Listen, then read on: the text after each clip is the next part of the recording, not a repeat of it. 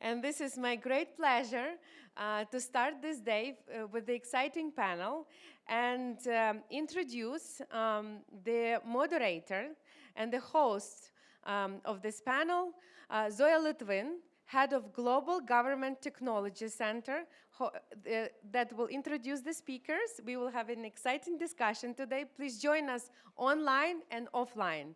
Welcome. Thank you, Uliana. Thank you, Uliana. And good morning, dear friends. It's really a pleasure to greet you all at the Ukrainian House in Davos. And to talk about innovations and success stories of Ukraine. You all aware that for the last 3 years, our country is fighting for freedom and for the right to build our future in our own way.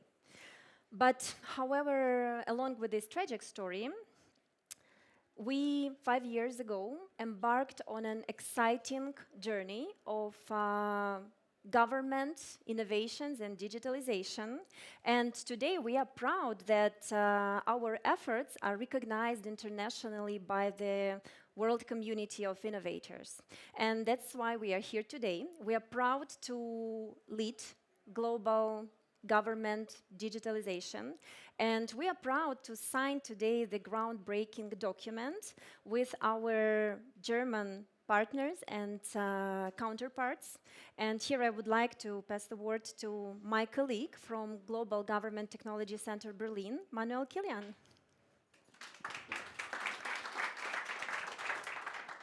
Great. Thanks so much, Zoya. And I'll be very brief. I just wanted to stress that the momentum we set for signing this letter of intent today to establish the Global GovTech Board, that was really great. So considering that we have the German government involved, that we have got the Ukrainian government involved, I think getting to this letter of intent was light speed. So thanks for everyone involved. It was a very fast, very efficient process, and I think that's a very nice thing to keep this speed for the future and to build it up. And secondly, I mean, we set up this board for a specific reason. We have published as the Global Government Technology Center in Berlin 2 weeks ago a report with the World Economic Forum that quantifies and outlines the global public impact of GovTech. This is stated at almost $10 trillion to be realized over the next 10 years. But to do that, we have to do something. So this is not coming automatically, but that's a value to be realized through the consequent implementation of GovTech. And one missing element of this, I believe, is global cooperation. So the Global GovTech Board sits nicely into an ambition global GovTech agenda to make international cooperation easier, make it faster, and to make sure that states can cooperate on GovTech to realize together the big potential of GovTech global impact. So yeah, this is, I think, everything from my side. Thanks everyone for being here. I look very much forward to actually get started with the Global GovTech Board. I know that today is an important milestone, but tomorrow we work on operationalizing actually the board. And I'm very glad that we can move on with the same speed for operationalization as we did until now for setting this up. So thank you. Thank you, Manuel, for sharing insights, and thank you for being one of the bright minds behind the idea of Global GovTech Board.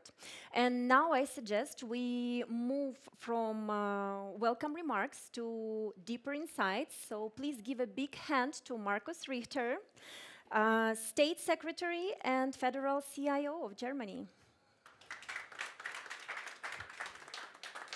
Yeah, thank you so much. Great opportunity to be here and see you all together in one room and making the difference. And when I've been the last time to Ukraine, I could really experience what it means when governments really drive the transformation in challenging times. For me, it was so important to foster the cooperation between Ukraine, Germany, of course, but at the same time to learn how we can move forward.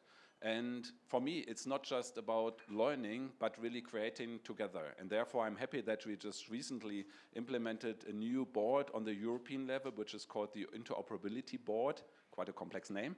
But it's nothing less than creating a common agenda, work together on solutions when we look at AI, data, cloud computing, and digital sovereignty. And there again, it's so great to have Ukraine at the side, because we are working together, for instance, on digital identities. We are together in large-scale projects of the EU, and of course DIA and all the solutions is really a role model, and therefore Fedorov, your team is doing amazing work. It's great to see you here virtually, and of course Valeria Jornan and everyone in your team is really pushing forward, and I hope we can learn from this also from a governance aspect.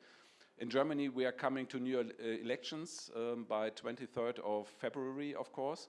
You might know, and I'm really hoping that after the elections we will create also a strong digital agenda, and their governmental GovTech solutions for governments should be in the core. We are not talking just about doing a little bit digitization. We are talking about creating instruments so that governments can take decisions and work in a way that they really create solutions in a brief time. And this is something we have to achieve. Of course, in Germany, we've got a quite complex system with the states, the 16 Länder, and the 11,400 communities. Everyone is responsible for something, but through this complexity we learned what kind of instruments we should implement. And therefore, again, the European level is for me mostly important because we have to create solutions very concrete. I'm looking forward for our cooperation, opening up our startup environments, our economies, addressing a clear goal picture where we want to move together into common environments, and therefore we need also the economy, we need innovation solutions. Opening up our ecosystems is so important, and I see the Global GovTech Campus in Germany, for instance, as one vehicle to do so, and it's great that we will work on these things together. Today we will sign an agreement because I think Ukraine and Germany can be also a motor to bring together those who really transform their own countries. And therefore I would like to invite on this platform CIOs and responsible leaders who are aware of what should be done and what steps should be undertaken. And therefore this cooperation, I'm sure, will also contribute to a worldwide perspective. We just recently were in the UN in New York talking about open source. And again, there was a high attention of what's going on in Germany and in Europe.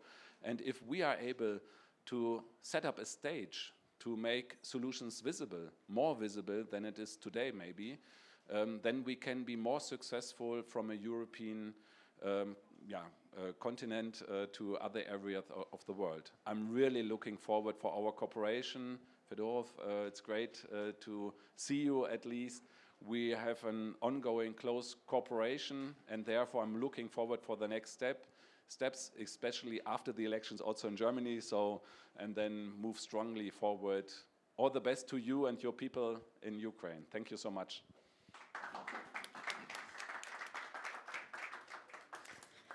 Thank you, dear Markus, for sharing the key ideas behind the Global GovTech Board. And our next speaker, as you could guess, is a godfather of digital transformations in Ukraine. And his initiatives are most anticipated for Ukrainian citizens. So please welcome our Deputy Prime Minister and Minister of Digital Transformation, Mikhailo Fedorov. And those of you who speak only English, please, you can have headsets from our assistants. Всім привіт з Києва. Дуже радий всіх бачити. Сьогодні я з вами онлайн, але відчуваю ту енергію, яка є в залі, і взагалі дякую за те, що ми сьогодні всі разом зібралися. Хочу в першу чергу подякувати Маркусу за ініціативу створення подібного борду CIO з різних країн, тому що нам зараз дуже важливо швидко на горизонтальному рівні серед цифрових лідерів шерити нашу експертизу, наш досвід, тому що ми бачимо, ми входимо в таку епоху на новій швидкості, все буде змінюватися кожного дня. Це і в політичній сфері, і в технологічному напрямку. Тому дуже важливо шерити експертизу, ділитися найкращим досвідом. І я впевнений, що майбутнє урядів буде залежати від швидкості їх трансформації, швидкості, скажімо, моніторингу проблем суспільства і вирішення цих проблем. І все це можливо зробити тільки завдяки технологіям.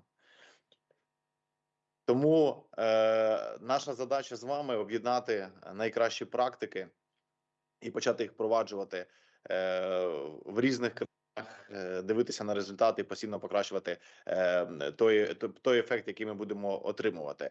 Ви знаєте, що за останні 5 років ми зробили таку певну цифрову революцію в Україні, і ми запустили багато продуктів, які змінили споживацьку поведінку українців. 70% смартфонів в Україні мають встановлений застосунок Дія, який є державним, і там можна отримувати державні послуги. І це, так скажімо, такий непростий досвід, його не просто повторити для будь-якої країни світу. І ми зробили велику кількість перемог, але з іншого боку, ми зробили і певні помилки, які будуть корисні для інших країн. Тому новий борд, який створюється, це можливість унікально поділитися цим досвідом і масштабувати його на різні країни. Тому, Марко, ще раз дякую за цю ініціативу. Для нас честь, що другий центр відкрився в Києві. Я дякую за це дякую нашій команді і за те, що нам довірили цю можливість відкрити цей центр. І тепер у нас новий етап розвитку, де ми створюємо спільно цей борд, який буде допомагати не тільки нашим країнам, і іншим країнам. Тому новий етап розвитку цифрової трансформації не тільки для України і Німеччини, я думаю, для всієї Європи, а можливо для всього світу. І входимо в цей новий етап. Тому дякую за підтримку, і ми готові інвестувати свої зусилля і досвід в розвиток цифрової трансформації всієї Європи. Mikhailo. Thank you, Mikhailo. And actually, every great journey begins with the first step. And that's why we are here today, to make this first step and officially sign the agreement and launch the Global GovTech Board. So Mikhailo will sign his copy here with us online. And we'll do it beautifully here on stage with Markus Richter, with Manuel, Kilian, and me. And we also would love to invite Victor Lach, who is the president of the East Europe Foundation. Please come on stage. Don't be shy.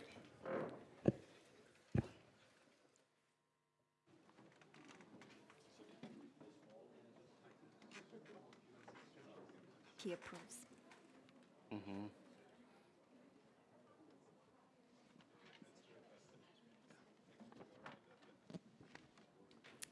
First is done. Manuel. Thank you.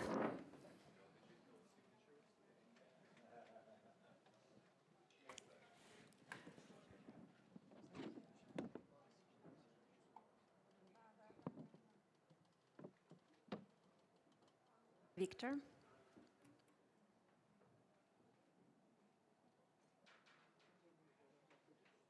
Everything is done, but should we shake hands? No. Well, we should shake hands and we should make a beautiful photo all together. Let's take so, this. yes, And Victor, please you can don't hold forget it. about Mikhailo Fedorov. So let's come closer. Should we shake hands like this, like musketeers, and like this? Okay. But make sure that Mikhailo is too with you, like shaking. Mikhailo, you are with us virtually. Okay. Like this, okay. And one serious photo, just in case we need it.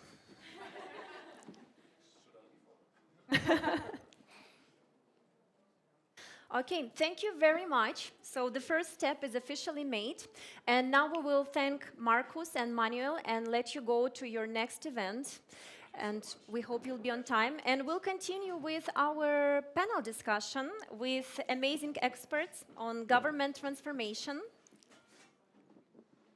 And Mihailo, thank you so much for joining us today. Have a safe and amazing day ahead.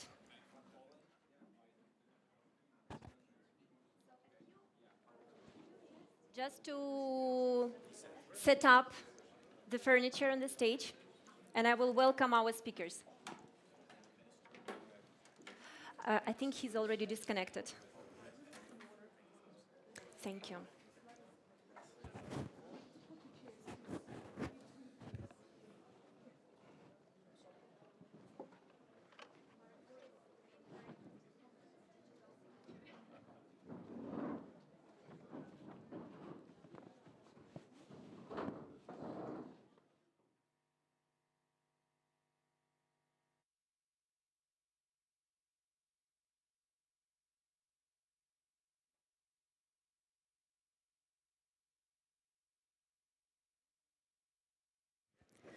Okay, thank you. So everything is ready, and we're going to continue. Let me welcome to the stage our experts for today. And we'll have our conversation with Lars Zimmermann, GovTech Campus Deutschland, the founder. Yes. Whenever you want. Mark Boris Andrianic, Vice President for International Business and Policy at Kumo AI, Chair of Transatlantic AI Task Force at Atlantic Council, and Slovenia's first time ever Minister of Digital Transformations. Welcome.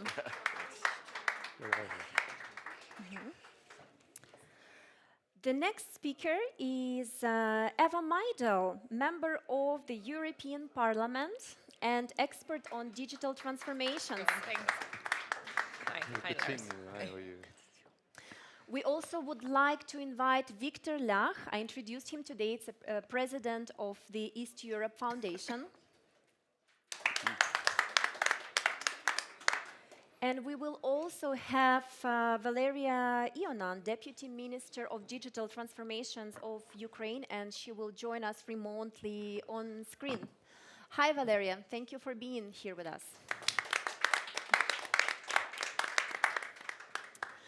So I would like to start our conversation with Lars. He was one of the bright minds behind the idea of Global GovTech Board. And Lars, could you please explain us more how you came up with this idea after all your experience in GovTech, and what is the practical potential behind the board? Yeah, thanks. So first of all, great being here at the Ukraine House at Davos.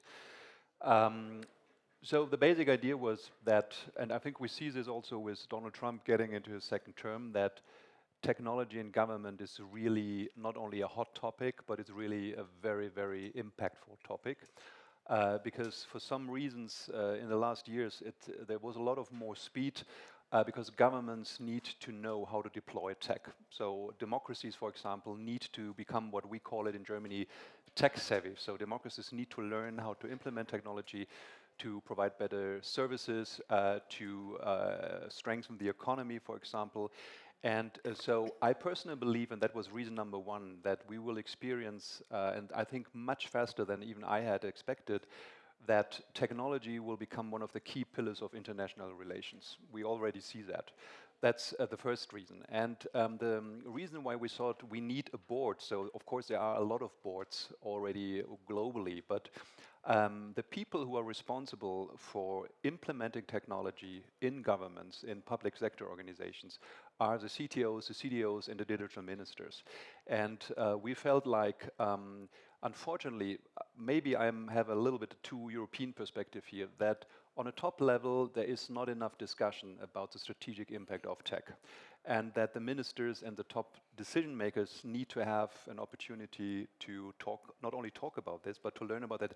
How can we implement technology? What are the best use cases in every policy area? What countries are very good in implementing it? Who provides the best use cases? And what can be done also on a cross-national level to collaborate really procuring startup solutions, building new tech solutions, maybe not only as one government, but maybe also together with other countries. And to make that all happen, we felt like, okay, we need to start with bringing these people together and beginning to have a discussion and to develop an agenda on a top level, what GovTech can be. And maybe that's the last part that I would like to say. When we talked about it in Germany, also with all parties and with the government, and you know we have federal elections, we also talked about this with the candidates from the opposition, and saying we believe that, and I really don't make that up because I'm here at this wonderful house, we really, and I personally believe that Ukraine is and should be for Germany a very shiny example how that can be done. I always tell German politicians, if you want to have a look what is the most digital, the most tech-savvy government in the world, I always refer to the government of Ukraine. And I think Ukraine is a very transformational example how you can use tech to be more resilient. Unfortunately, we know the reason for that. To be more modern, to drive the economy, to provide better services. And for us, I think, and that was also what the German government said, there wouldn't be a better partner than Ukraine. And I personally am very proud that we can get it done with Ukraine. So are we. Thank you, Lars. And Valerie, thank you. It's not your turn to answer the question, but you definitely need to take this positive energy and great words to your team who is behind this achievement. And my next question actually would be to Mark Boris. And as you're wearing two hats, I would split my question for two parts.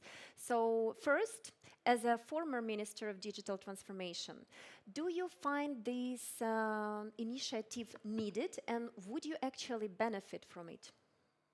I think that's a great question, but let me first say good morning to everyone. It's great to be among friends again. I think you should rename this place into Ukraine House of Digital Pioneers. After everything you've achieved in the GovTech area, as well as defense tech and many other tech areas. Congratulations on the formation of the new global board. I think it's very much needed. I must say that when I was the minister 3 years ago, there was no such thing, even at the European level, which means that there was very little communication between different digital ministers. So we were bound to, repeat the mistakes of each other all over again, rather than learning from each other and actually even collaborating with each other on certain solutions. So back then, we organized a couple of informal gatherings of digital ministers in Central and Eastern Europe and so on, but obviously that was not enough. Today, luckily, in Europe at least, we have several fora that serve for this kind of exchange of best practices and igniting collaboration, but this needs to go further, simply because I believe Europe is a GovTech leader globally, which means that it's the right thing for us to have this ambition and to be the ones forming this global board. The second thing that I'm very excited about is German leadership in GovTech, which is, I must admit, something new. In the European context, at least, we've always been focusing on, countries like Estonia, Denmark, and obviously Ukraine, not Germany. But this gives me hope that with German digital transformation, Europe will be able to digitize at scale, and this is something that we badly need as a continent. Well, you actually answered my second question of the global map of government technologies. And maybe as an expert on AI, you could briefly reflect how AI is transforming government technologies at the moment. Another great one. So first of all, let's say there aren't many areas where Europe is dominating in technology globally. We need to be honest. As I mentioned, GovTech is one of them. And we got here by laying very solid foundations that are, I think, made of 3 pillars. The first one is regulation. I think we were the first ones to move on regulating, or let's say unifying, our interoperability standards, open data, and so on, Europe-wide. Then the second pillar, obviously, is the fact that we have several very forward-looking governments within the EU. I mentioned some before, but there are many others that are willing to experiment, that are willing to innovate, that are willing to give the opportunity to startups to work with them. And thirdly, I think also very importantly is a very vibrant GovTech ecosystem. So today we have over 1,000 GovTech startups in Europe, which is an unprecedented number. But again, you know, these are very solid foundation. We are in the lead, but the world is not waiting. We see tremendous progress in GovTech area around the world, from Argentina all the way to Asia, including Africa, the Middle East, and of course the United States. And you know, yesterday President Zelensky was talking about why would the US care about Europe? What has Europe to offer? Like, how can we make Europe being needed for the US as much as the US is needed for Europe? And I believe one of those answers is GovTech. This can be a blueprint, starting with Ukraine, that the new US government can learn from to digitize their own services and to realize the mission of Doge. So again, this can be, you know, not just a great thing for Europe, but also a pillar for our future transatlantic relations, which I think is, again, badly needed. Back to AI, I think we need to be braver in implementing AI in Europe, not just in government services, but across the board. I think there's a great potential in many areas. Think of fraud detection. Today alone, we have Denmark using AI to basically detect fraud in welfare payments, saving over 60 million euros per year. We have AI used in tax authorities around Europe as well as the US. I think in the US, they capture over $2 billion of fraudulent transaction this way within IRS alone. I think there's an enormous potential of the AI in healthcare, meaning how can we really optimize the resources within our healthcare systems, which we know are stranded. Then there's education. We've seen very interesting examples in Finland, how AI is helping to basically adjust curriculum to the needs and interests of particular students, therefore making their learning journey not just more, I would say, productive, but also a lot more fun. And of course, there's AI in preventing disasters and planning infrastructure, be it new roads, be it new bridges, ensuring response that's adequate to horrible things that were happening now in California, floodings in Europe, and other adverse events. So I think Europe needs to take the lead here. Obviously, we are not natural-born leaders in the area of AI, but when it comes to integrating this amazing technology within our GovTech, perhaps we can be the champions here as well. Thank you, Mark Boris, for mapping the global, let's say, policy actors in GovTech. And after all the compliments to Europe and European success in this field, and I would Ukraine. like... Yes.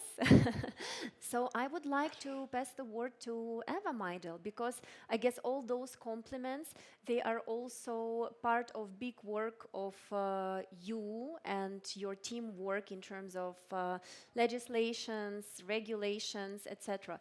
Could you please tell us more about it and maybe explain what are key pillars of this leadership and success of European Union in terms of government technologies?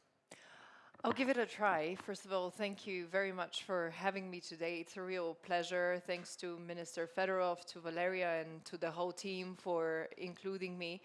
And also to the World Economic Forum for making me being part of the GovTech discussions.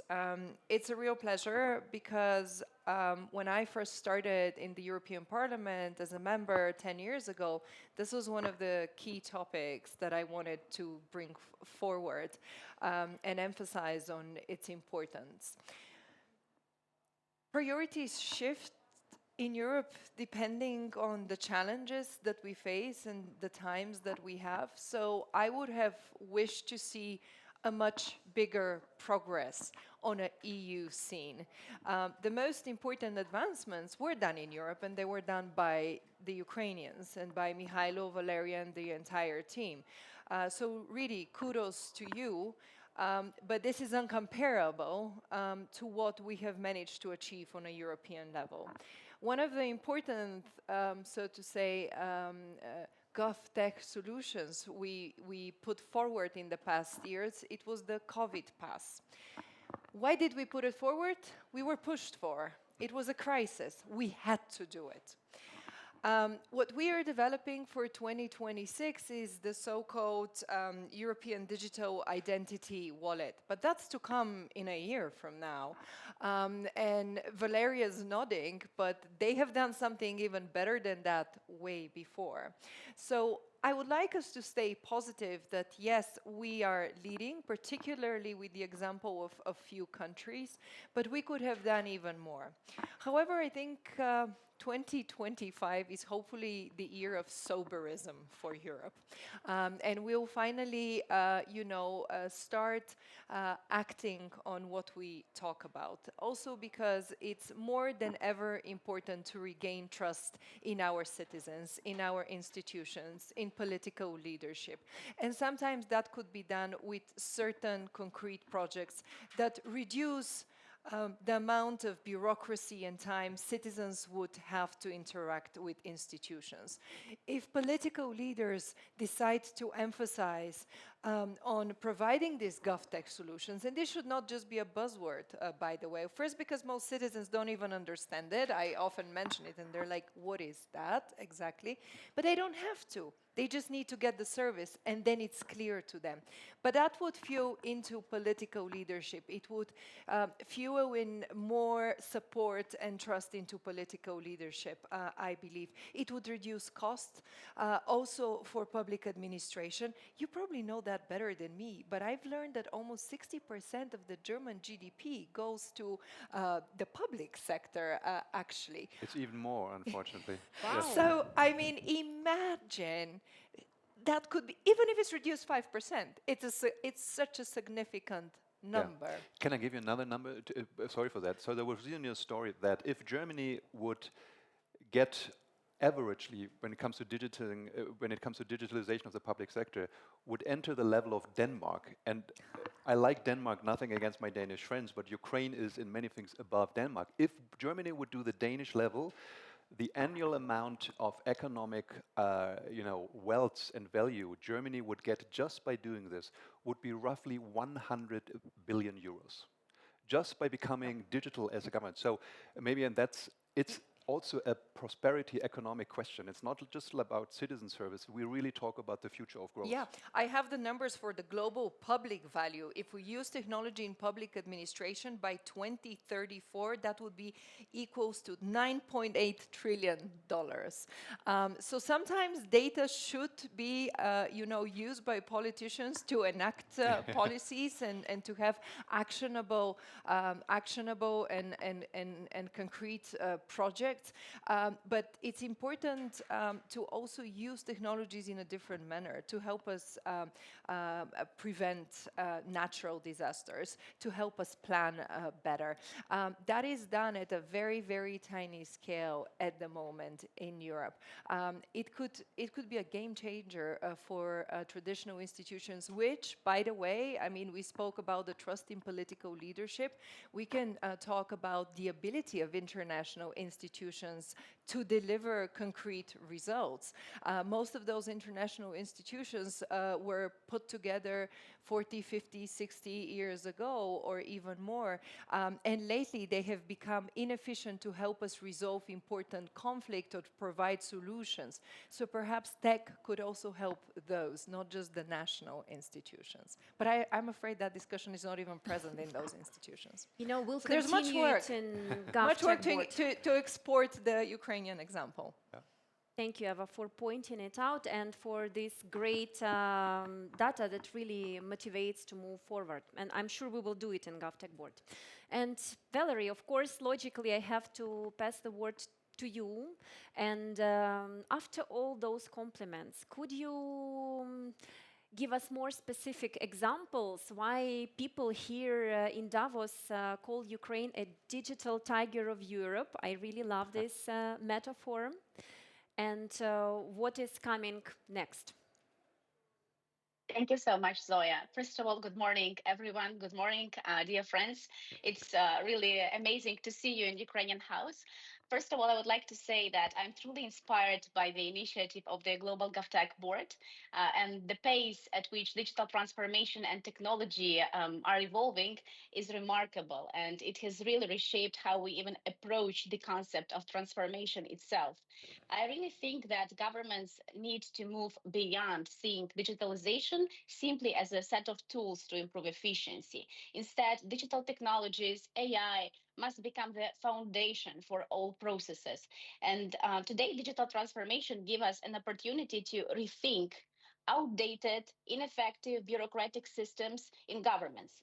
But that leads us to the question, what is our mutual vision? How do we envision efficient governance in 10, 20, 30 years? What does transparency in government processes look like? How do we create personalized and user centric or citizen centric public services? How do we ensure that the educational systems are not just functional but transformative? How to enhance the impact of GovTech? And we often discuss the opportunities and risks of technologies and AI, but we really rarely focus on the vision itself, where we want to go with these technologies.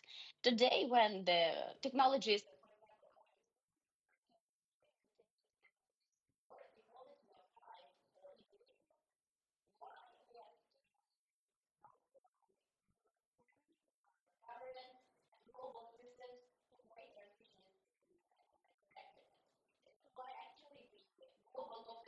is such a timely and vital initiative. It has really the potential to become the platform where the ministers, CIOs, and global leaders can exchange ideas freely about what works, what doesn't, and what is the vision, what we can do better together. So that's why I'm personally very excited about this initiative. And when it comes to Ukraine, I believe that we really have a lot of things to contribute. First of all, it's of course the proven expertise in digital transformation. Today, I proudly can say that Ukraine is the fifth country in the world, according to the Government Development Index by UN, in terms of digital services. We've done small progress, 97 positions in 6 years. But of course, we strive to do even more. So it's not just about DIA, which is our state super app, but it's about fully DIA ecosystem. So it's DIA state super app, state portal of public services, DIA engine, DIA education, DIA business, many other projects which are targeted to different segments. Of a population and basically give an incredible access to public services. It's also about MRIA, our new application, which is transforming the educational system. It's also about our innovation strategy win-win, which was finally adopted by Ukrainian government actually just recently. And this is an opportunity for Ukraine to make a huge economic leap. So we already have a lot of plans regarding to AI, to secure cyberspace, to the development of such sectors as defense tech, med tech, ed tech, which are obviously very important right now for Ukraine. And we are looking for partners. At the same time, we are very open to share our lessons learned and experience with the world.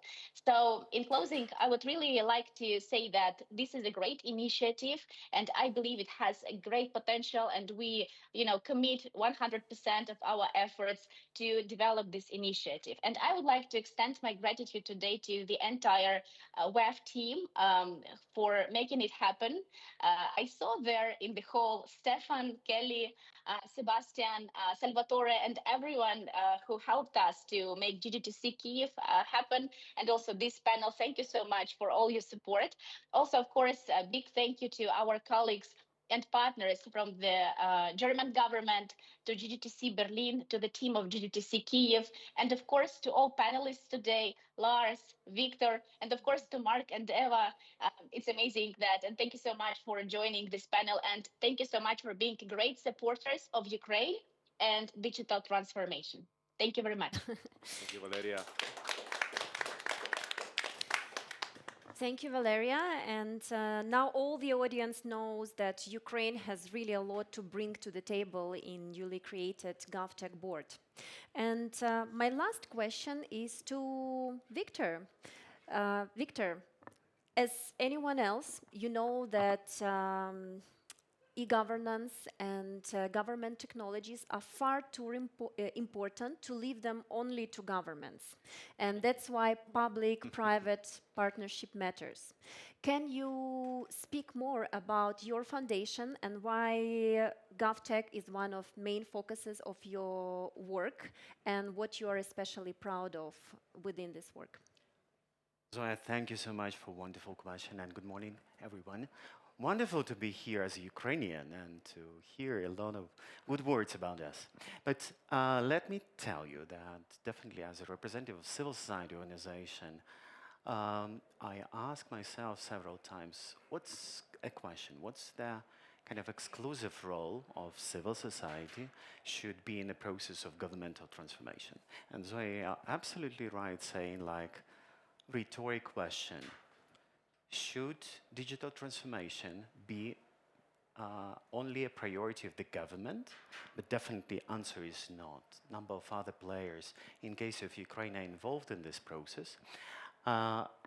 We use a lot of public-private partnership model where civil society organizations like Israel Foundation, we are facilitating this dialogue and building these partnerships.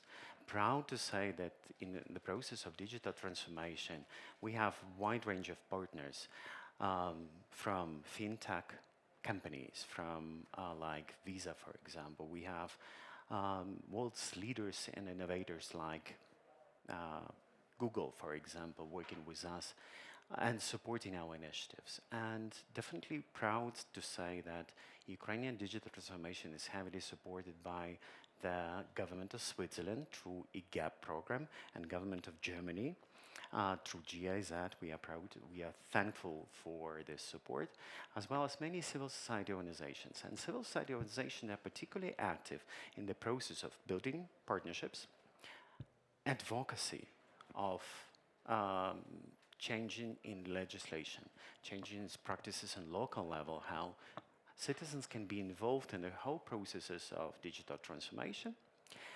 And here, just wanted to mention that Valeria mentioned UN Government Index, and there are several categories there. One of them is e-services. Ukraine takes position number 5 in the global rating.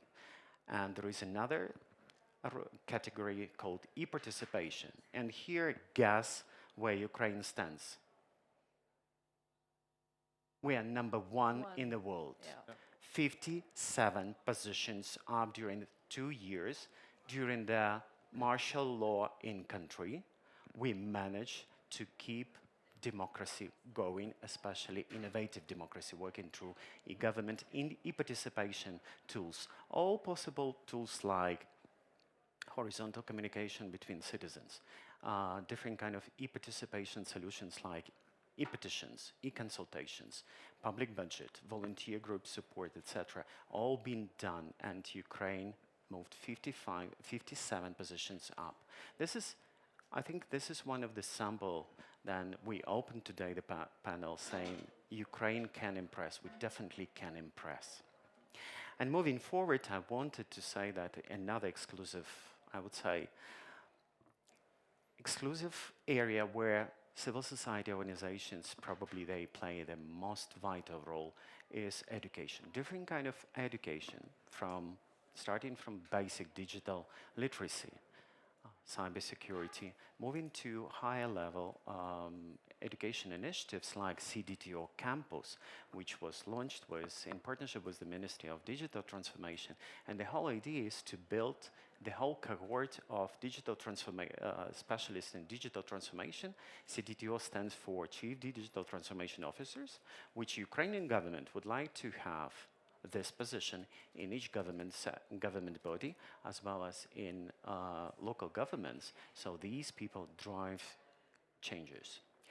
And before starting CDTO Campus, we explored more than 100 curricula on digital transformation, and we didn't find any curricula which fits digital transformation, policy change, and technology.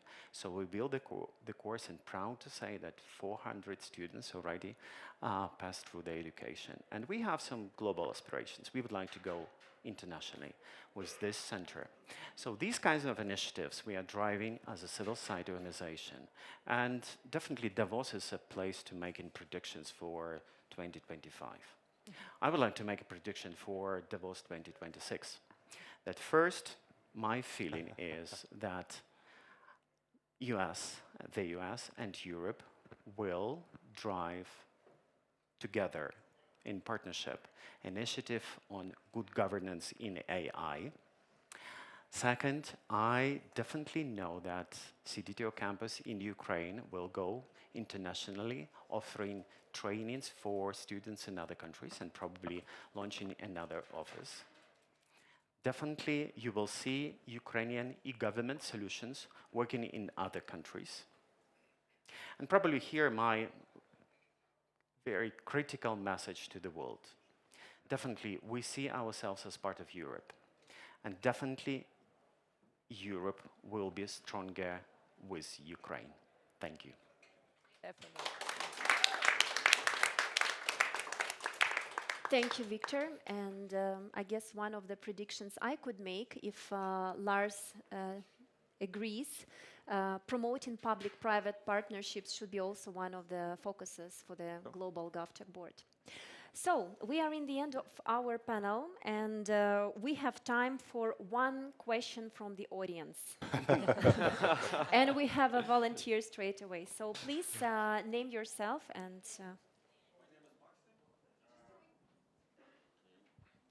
My name is Maxim. I'm from Ukraine. 2 times win the NASA Space Up Challenge. And today I can ask it, Mr. Fedorov, but he has another presidential government.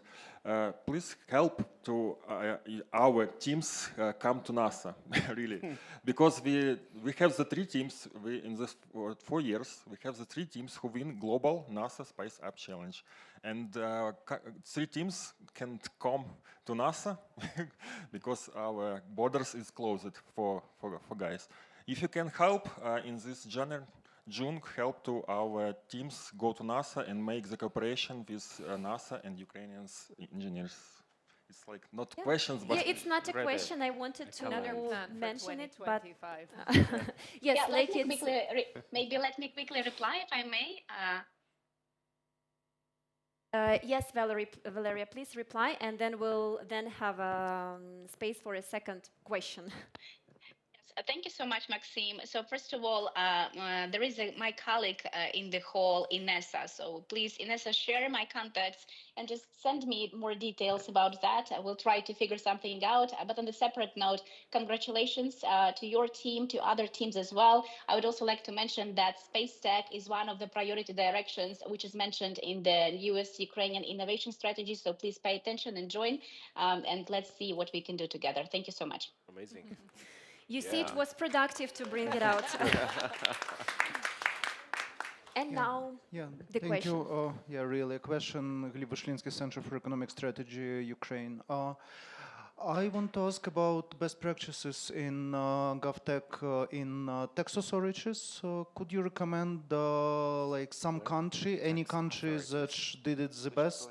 As like traditionally it is a service with a lot of people, with a lot of manual back office work, and like it looks like it could be digitalized with very significant impact of on the costs of running tax authorities, besides even like better quality when used artificial intelligence, etc. Any best practice you recommend looking into more detail? Thank you.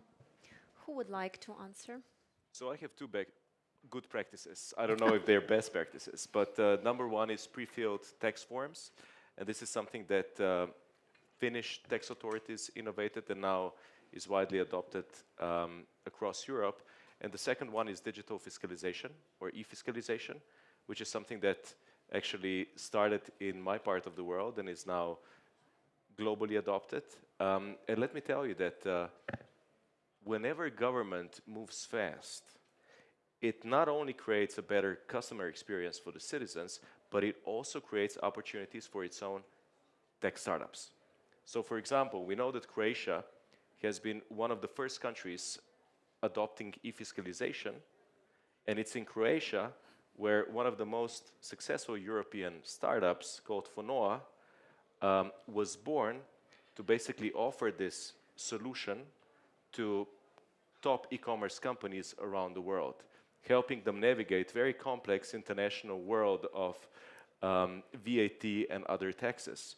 And today they work with companies like Apple, Netflix, Google, and many others. So again, if governments move fast, they create serious business and innovation opportunities.